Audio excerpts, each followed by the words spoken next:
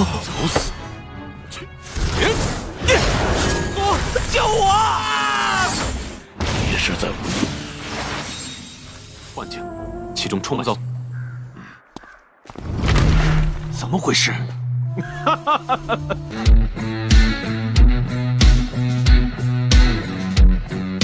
？Halo guys, halo semuanya dimana kalian berada. Jumpa lagi bersama Mimin di channel Alu Cerita Film.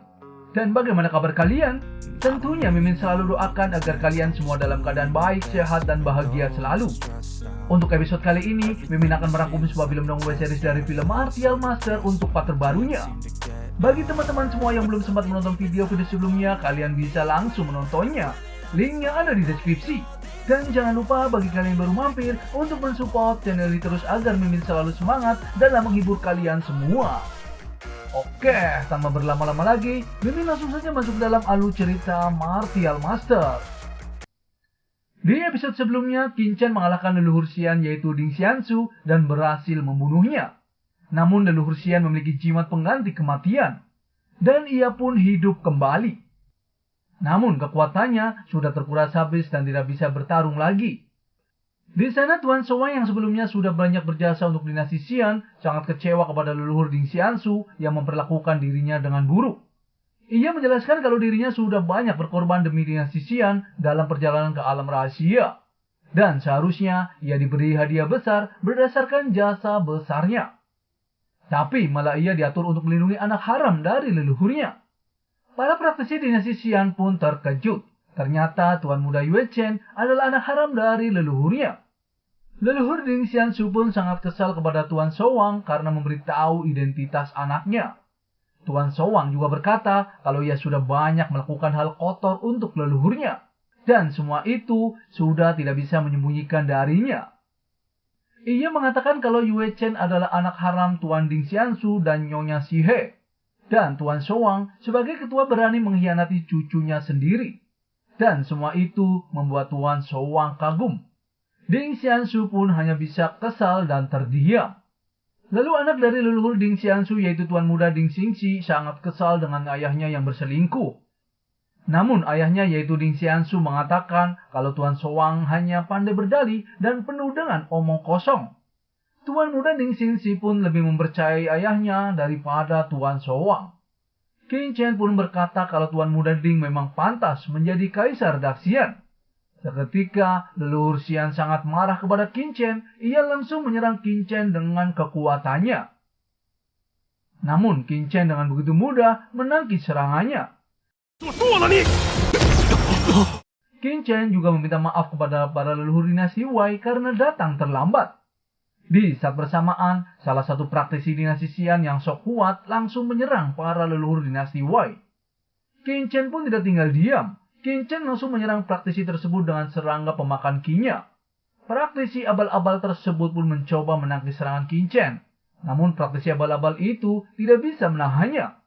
Ia pun berteriak dan meminta tolong kepada leluhurnya. Leluhur Ding Xiansu pun ingin menolongnya. Namun ia takut dengan Lord Qin Chen di sana. Jadi, ia membiarkan juniornya mati diserang oleh serangga pemakan ki Qin Chen. Para praktisi dinasti Xian pun terkejut dan ketakutan dengan Lord Qin Chen.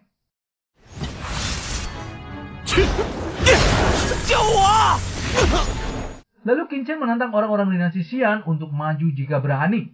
Di sana, leluhur Li Shang pun angkat bicara. Ia meminta Qin Chen untuk jangan terlalu sombong. Ia mengatakan Qin Chen sudah menyerang Ding Xiansu, apakah sudah tidak terkalahkan? Qin Chen tahu kalau yang berkata adalah leluhur Li Shang dari dinasti Dali.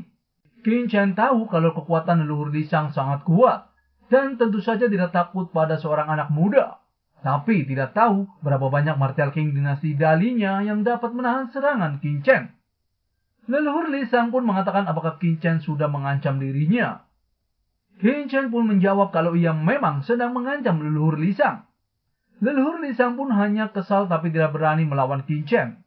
Lalu Qin Chen menghampiri para leluhurnya dan memberi obat untuk menyembuhkan lukanya. Leluhur Liu juga mengatakan kalau ia tidak apa-apa dan hanya sedikit terluka. Qin Chen tidak akan melepaskan leluhur Ding Xiansu yang telah menyakiti para leluhur dinasti Wei-nya. Di sana Qin Chen ingin mengecek tempat misterius yang muncul di sana terlebih dahulu. Di saat Qin-Chen mengeceknya, ia hanya melihat ada dunia kecil di balik gerbang tersebut. Namun Kaisar Mo si kucing hitam itu mengatakan kalau tempat tersebut bukanlah dunia kecil melainkan dunia ilusi. Ia meminta Qin-Chen untuk menggunakan kekuatannya untuk memindahi rumput tersebut.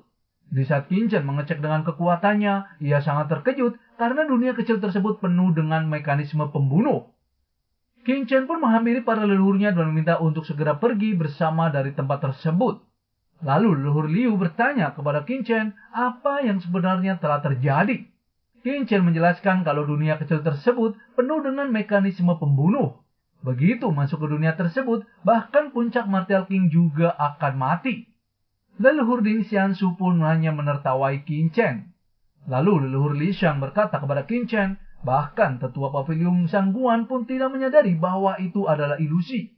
Apalagi bocah seperti Qin-Chen tahu apa ada bahaya di dunia kecil tersebut. Qin-Chen pun berkata kepadanya, jika tidak percaya, leluhur Li Xiang bisa mengutus orang untuk mencobanya.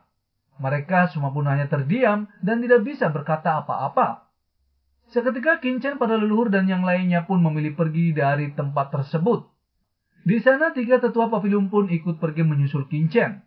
Namun ketua pavilion mencegahnya. Tetua Zhou pun mengatakan kalau perkataan Qin-Chen pasti benar. Jika dapat dipercaya, ia juga akan pergi bersamanya. Namun ketua pavilion mengatakan kalau ia sudah susah payah sampai di tempat tersebut. Dan sungguh bodoh jika tetua Zhao dan yang lainnya melepaskan kesempatan seperti itu. Ketiga tetua pun tetap memilih pergi dari tempat tersebut. Leluhur Li Xiang pun dengan pedenya mengatakan kalau ia melepaskan Qin-Chen dan yang lainnya terlebih dahulu. Setelah dapat kesempatan, ia akan menghabisinya. Itu juga kalau ia berani. Di saat Qin-Chen akan keluar dari tempat tersebut, mereka pun terjebak di sana. Karena tiba-tiba pintu keluar ruangan tersebut menutup dengan sendirinya. Mereka pun terkejut dengan apa yang sebenarnya telah terjadi. Lalu bagaimana keseruannya, Mimin akan bahas di episode mendatang ya. Terima kasih. I don't ever slow up, no I don't take shit. I got no love for the fakeness. If you wanna play tough and wanna hate this, I'll always show up.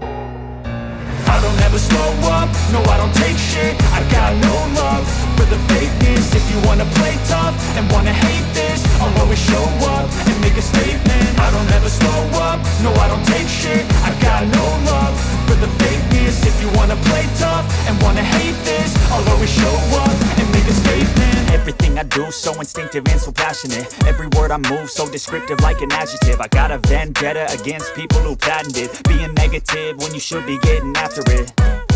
I got facts over tracks, this and that, spitting slow, spitting fast. I could roast, I could gas, think I'm okay at last, but I don't know if that can erase all the past. And the pettiness, a reflection of the emptiness. Hilarious, you think you're worth my time, you're delirious. Mysterious, because you hide behind a fake exterior. Inferior, you know I'll always be a bit superior. Get off of me, this ain't no humble brag. I want you to hear words, you can say them back. I want you to feel free from the chains at last, and to believe in what you got, it was built to last, yeah. Now that I've been put through hell, I never got anyone